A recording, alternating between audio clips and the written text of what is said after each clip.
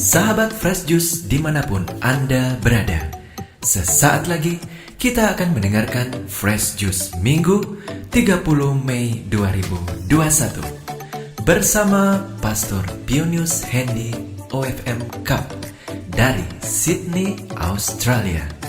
Selamat mendengarkan.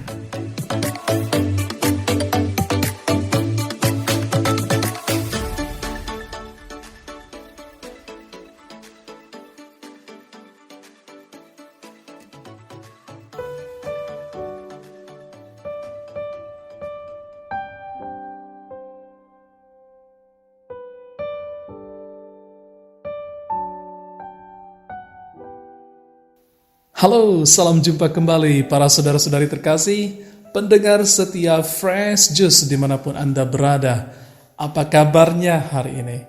Semoga Anda semuanya senantiasa dalam keadaan sehat walafiat dan terberkati. Pada hari raya Tritunggal Maha Kudus ini, kita hendak merenungkan sabda Tuhan yang diambil dari Injil Matius bab 28 ayat 16 sampai dengan 20. Yuk kita simak bersama. Sesudah Yesus bangkit dari antara orang mati, ke-11 murid berangkat ke Galilea, ke bukit yang telah ditunjukkan Yesus kepada mereka. Ketika melihat Dia, mereka menyembahnya, tetapi beberapa orang ragu-ragu. Yesus mendekati mereka dan berkata, "Kepadaku telah diberikan segala kuasa di surga dan di bumi. Karena itu pergilah, jadikanlah semua bangsa muridku, dan baptislah mereka dalam nama Bapa dan Anak dan Roh Kudus, dan ajarlah mereka melakukan segala sesuatu yang telah kuperintahkan kepadamu. Dan ketahuilah, aku menyertai kamu senantiasa sampai kepada akhir zaman." Demikianlah Injil Tuhan.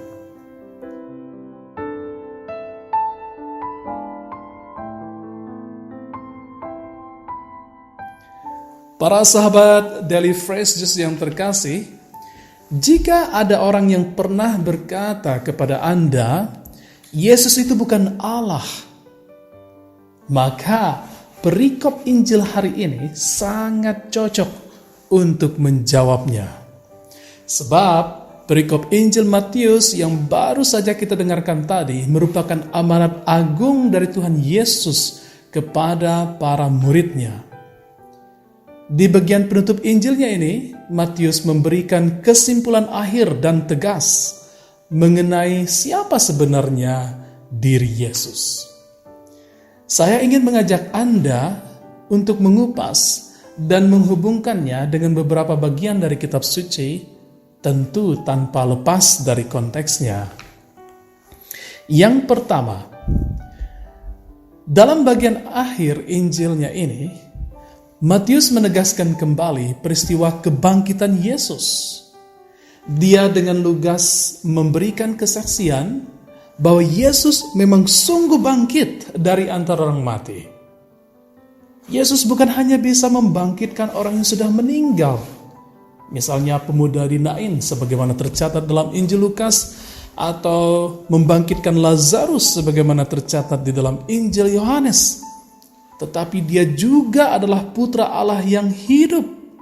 Dia bukan hanya bisa menghidupkan, tapi Dia sendiri adalah sumber kehidupan itu.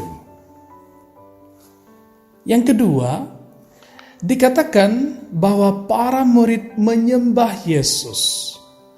Kata menyembah dalam bahasa Yunaninya proskuneo, dalam bahasa Inggrisnya berarti to worship, to prostrate, to do reverence to. Nah, kata ini, proskuneo, digunakan kepada seorang pribadi yang luar biasa seperti Allah atau Raja. Nah, ketika para murid menyembah, ini berarti mereka memang bersujud sembah, menunjukkan hormat yang luar biasa. Yesus tidak memintanya, tetapi para murid itu sendiri yang melakukan ini. Yang ketiga, Yesus berkata, "Kepadaku telah diberikan segala kuasa di surga dan di bumi." Wow, Lihat di sini, Yesus memproklamasikan bahwa dirinya memiliki kekuasaan ilahi, bukan hanya separuh-separuh, tetapi segala kuasa, omnis potestas dalam bahasa Latinnya. Artinya memang semuanya milik Dia.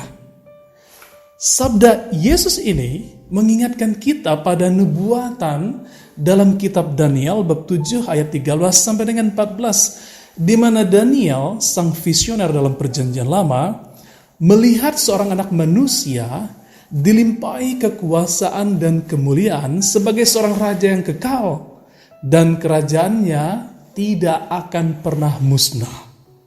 Nah, pertanyaan kita, siapa sih yang bisa memiliki kekuasaan yang sebegitu dahsyat? Hanya Allah, bukan? Nah, Yesus menyatakan dirinya demikian. Kepadaku telah diberikan segala kuasa di surga dan di bumi. Luar biasa. Yang keempat, Yesus berkata, jadikanlah semua bangsa muridku. Di sini Yesus memerintahkan para pengikutnya untuk menjadikan semua bangsa menjadi muridnya. Nah, jika kita bandingkan antara Matius bab 10 ayat 5 dan Matius bab 28 ayat 19 ini, ada perubahan drastis dalam amanat Yesus. Namun jika dilihat dari konteksnya, kiranya menjadi jelas bagi kita, Matius bab 10 ayat 5 adalah amanat Yesus sebelum kebangkitan, di mana para murid masih bingung soal identitas Yesus sebagai Mesias yang menurut mereka haruslah seorang raja dari garis keturunan Daud. Namun, Matius 28 ayat 19 adalah amanat Yesus setelah kebangkitannya, di mana Yesus menyingkapkan keilahiannya. Dia bukan hanya Mesias bagi bangsa Israel, tetapi juga bagi segala bangsa, Yahudi maupun non-Yahudi. Bahkan dalam Injil Matius, maksud saya dalam Injil Markus bab 16 ayat 15, Yesus memperluas jangkauan amanat agungnya. Pewartaan Injil bukan hanya kepada seluruh bangsa, bukan hanya kepada omnes gentes, tetapi juga kepada seluruh makhluk ciptaan, tetapi juga kepada seluruh omni creature. Artinya, ini mencakup segala sesuatu yang hidup. Semangat misi yang unik inilah yang juga pernah dihidupi oleh Santo Fransiskus dari Assisi pada abad ke-13. Yang kelima, saudara-saudari yang terkasih, Yesus berkata, baptislah mereka dalam nama Bapa dan Anak dan Roh Kudus. Tampak jelas bahwa di sini Yesus menyetarakan dirinya dengan Allah Bapa dan Roh Kudus. Dalam tradisi Yahudi, nama Allah, Yahweh atau Adonai dan rohnya, Ruach, memang sudah dikenal dan dianggap sebagai pribadi yang ilahi. Namun lewat sabda Injil hari ini, Yesus menyingkapkan tabir rahasia kerajaan surga. Allah telah mengutus anaknya ke dalam dunia, dan dia sendirilah sang putra Allah itu. Yesus benar-benar menunjukkan kesetaraan dirinya dengan Allah dan Roh Kudus. Yang terakhir, yang keenam, Yesus berkata, Aku menyertai kamu senantiasa sampai kepada akhir zaman. Itu berarti Yesus Kristus Tuhan kita itu bersifat kekal. Siapa pribadi yang bisa bersifat kekal? Hanya Allah yang memiliki sifat kekal dan omnipresent. Dia bisa hadir di mana saja. Dalam kitab Nabi Yesaya bab 7 ayat 14, kata Immanuel menyiratkan penyertaan Tuhan atas umatnya.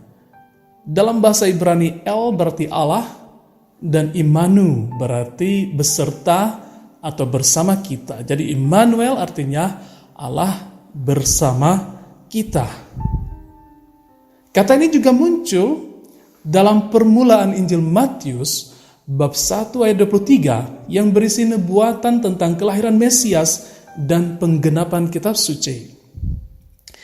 Jadi ketika Tuhan Yesus menyatakan, "Aku menyertai kamu senantiasa sampai kepada akhir zaman," itu berarti dia berkata, dari Alfa sampai Omega, dari awal sampai akhir zaman, akulah Immanuel. Itu kata Tuhan Yesus, yakni Allah yang menyertai umatnya.